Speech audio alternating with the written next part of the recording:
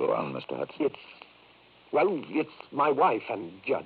They spend a great deal of time together alone. Oh, of course, we're all old friends. That's why I never suspected anything. But if I ever find out that he and June... We must resist these violent impulses. Humanity is frail. We must resign ourselves and seek the strength of unity with infinity. Can you help me, Dr. Jericho? You must come to see me whenever this anger seizes you, my friend. I've got to do something. You said that night there was someone there with murder in his heart. At first, I thought it was Judd. And perhaps that's still true. But now I know whom you really meant. It was I.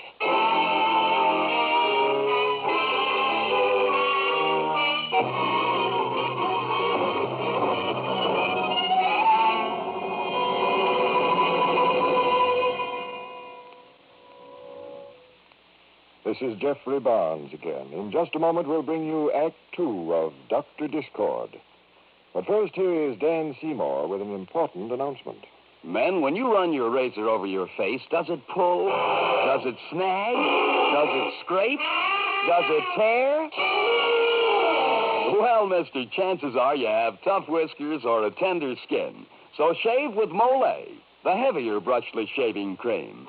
Then you'll say it's smooth. So smooth. It's slick. So slick. It's a smooth, slick shave you get with M-O-L-L-E. Molle. That's right. Rich, creamy Molle is made to order for men who have tough whiskers or a tender skin. Because it is heavier, Molle not only softens your whiskers, it sets them up right, ready for your razor to take them off easily and painlessly. So enjoy a Molle shave tomorrow. And now this is Jeffrey Barnes returning you to Act 2 of the Mystery Theater's presentation of Dr. Discord, starring Martin Gable and Everett Sloane.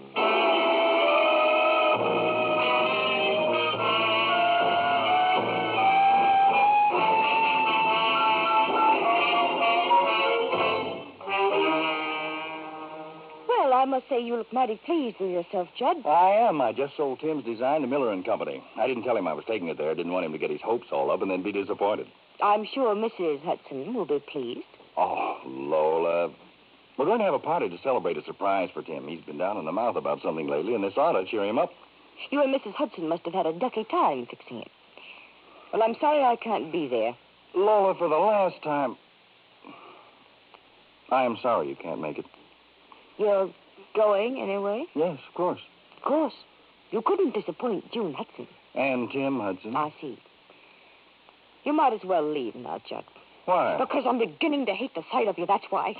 And you can take this ring with you. Just what am I supposed to do with it? Anything you like. Why don't you give it to her?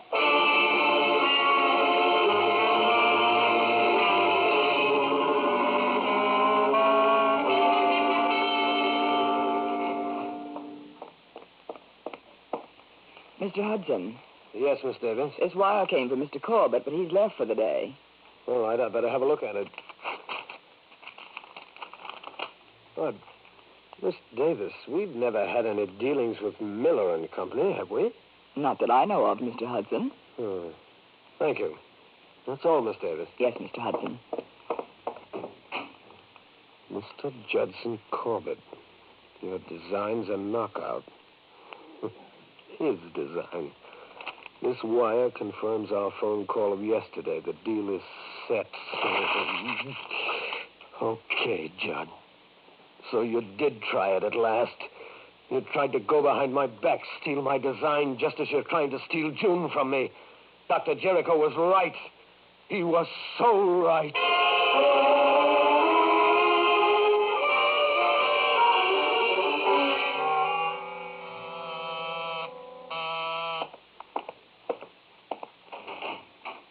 Well, Lola. Hello, Judd. May I come in? Well, it's rather late, Lola. Please, Judd. Of course. I'll come right to the point. I suppose I should be sorry about last night. Well, I am sorry I lost my temper, but I want to get one thing straight. You are throwing me over, aren't you? Yes or no? Well, you broke the engagement, Lola. I didn't. It suits you fine, yes? No, I'm not happy about it, Lola. Well, let's face it, you'd be even more suspicious of me after we were married. What kind of a marriage would we have if you were constantly nagging at me? It'd be no good. No good for both of us. Now, be a good girl. Relax. I'll make us a cocktail. I'm trying to be sensible, Lola. Help me, will you? Shall we talk about something else? The weather, your business?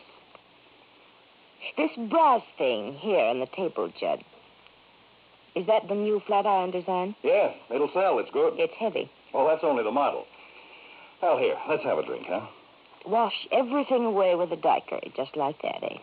Oh, I'm sorry, Lola, but you know yourself we wouldn't have been happy. I hope we'll always be friends, Lola. No. No, I've loved you, and you did love me once. You're throwing me over for June Hudson. Dr. Jericho was right. You're trying to tear me apart, to kill me inside. Dr. Jericho was right all along. Lola, put that picture You're down. a cheating, a liar! Lola, no, you can't. No. Judd.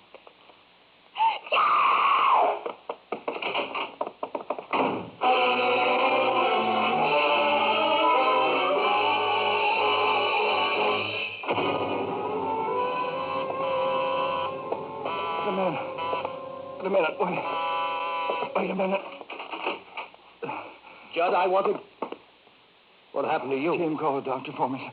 Somebody was here. Yes, I'll say somebody was here. Somebody who thinks about as much of you as I do. Tim, later, this is no time for that stuff. Call the doctor. Ah, how does it feel to have your brains knocked out? Tim. You've been stealing my brains for years, Judd. How does it feel? Who did it? None of your business. I know who did it. Too bad she didn't finish the job. It's what I came to do. Lola finally saw through you, too. You're crazy. Get out of here. Use the brass flat iron model, huh? What were you going to use to kill me with, Judd? How were you going to do it, Judd? In heaven's name, Tim. This is going to be easier than I thought. Leave that iron alone, Tim. A fitting instrument of death, Judd. My brain devised, designed, created it.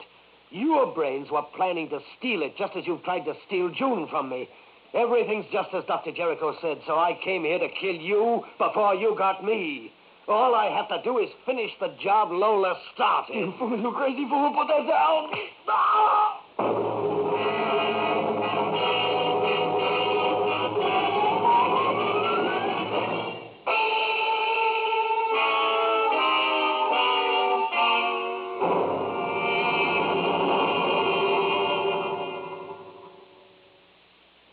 This is Jeffrey Barnes again. In just a moment, we'll bring you Act 3 of Dr. Discord.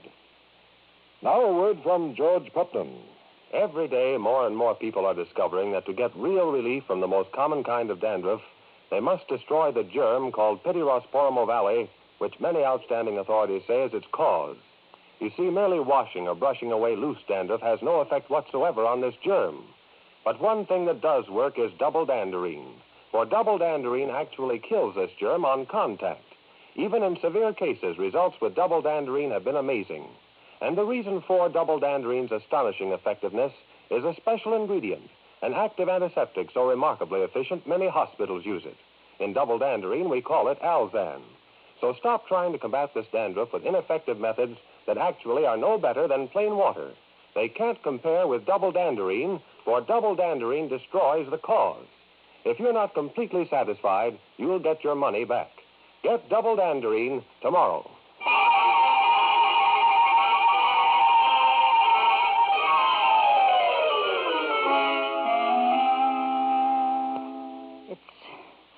It's so horrible about poor Judd. I can't believe he's dead. Things like that happen, June. They're in the papers every day. Tim, how can you talk that way about Judd? Our oldest friend. Stop it. Poor Lola must have gone completely out of her mind. What'll happen to her, Tim? Life imprisonment, perhaps? I don't know. But she couldn't have been responsible for her actions, Tim. She couldn't have been. Perhaps. Perhaps what? She couldn't have done it, Tim. Well, she confessed. Yes, but she's hysterical, deranged. They had a quarrel. Maybe the truth will come out later, Tim. Maybe there's someone who knows the real truth. What? Who could know? Except Judd, who's dead, and the murderer. Who could know, June? I don't know. Only I think... What do you think? Somehow I think Dr. Jericho knows.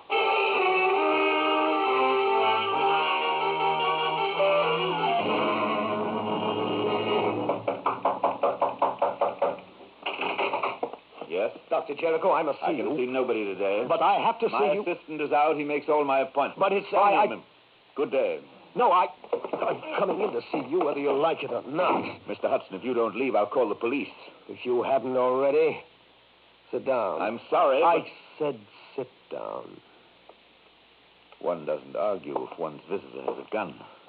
You know too much for your own good, Dr. Jericho. I know only what is truth. How is it you haven't gone to the police? Oh, you're referring to the unfortunate predicament of Miss Sforza. You knew there would be a murder. You said so in the beginning. Yes, I did. And you know now the police have the wrong person. You alone know. The wrong person? I've read about extrasensory perception, but until I met you, I didn't believe in it. Yet weeks ago, you predicted I would commit murder, and you were right. What? You knew I would kill him even before I knew it myself. You killed him? I can't let you live, Doctor. Wait a minute. You think that I knew that I would go to the police? That's why I must kill you. No, you're mistaken. I know nothing. I don't believe you. But you must. I'm a fake, don't you see? A charlatan. Naturally, you say that now, but you've demonstrated your abilities too well. I'm sorry, but it's your life or mine. Now, wait a minute. Listen to me. I know nothing, man. Can't you get that through your head? I make a living out of fools like you, that's all. It's no use. You think I know what's in your minds, but I know nothing until you tell me. I may try to act as if I didn't know. I may say, somebody here is betraying someone who trusts him, or somebody has murder in his heart. Some such absurd statement as that. Is it my fault if you all come rushing to me with your checkbooks outstretched, clamoring and insisting that the shoe fits? No, you knew all along. Now listen to me, you idiot. It's you people who accuse yourselves, all of you. Then you... Don't. I'm a fake, I tell you, a fake. I don't believe you. Fake. Let's get out of here. Get away. What? June. I followed you, Tim. You followed? No, you can't come in here. I don't have to, Tim. I heard. What did you hear? You killed Judd. No. Jericho was a fake, Tim. I know. Judd did nothing, believe me. But my design... Judd sold it as a surprise for you. I know. No, you're wrong, June. Judd was trying Tim, to... look. Read this. What is it? A letter Judd wrote me 2 days before he died. Letter? Tim doesn't know I sold his design for him. Surprise birthday gift. Cheer him. Oh, God, oh, dear God. Tim, what are you going to do about Lola? Well, Tim? Tim, she's innocent. You can't let her... It's all right, June. I'm calling the police. I'll confess. But the real murderer is dead. It's Dr. Jericho. Dr. Jericho? No. Dr. Discord.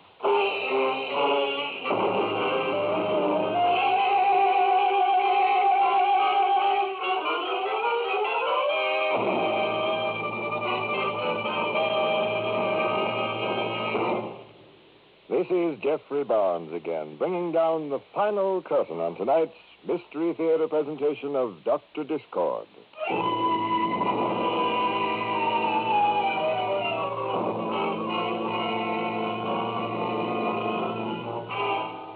The original music for the Mystery Theater was composed and conducted by Alexander Semler. Any similarity between the names and characters used on this show and any actual persons, living or dead, is purely coincidental. And now this is Dan Seymour reminding you to tune in next Tuesday over another network when the Mystery Theater presents another exciting mystery adventure. Remember, starting next Tuesday, June 29th, the Mystery Theater will be heard over another network. Consult your local newspaper for the exact time and station.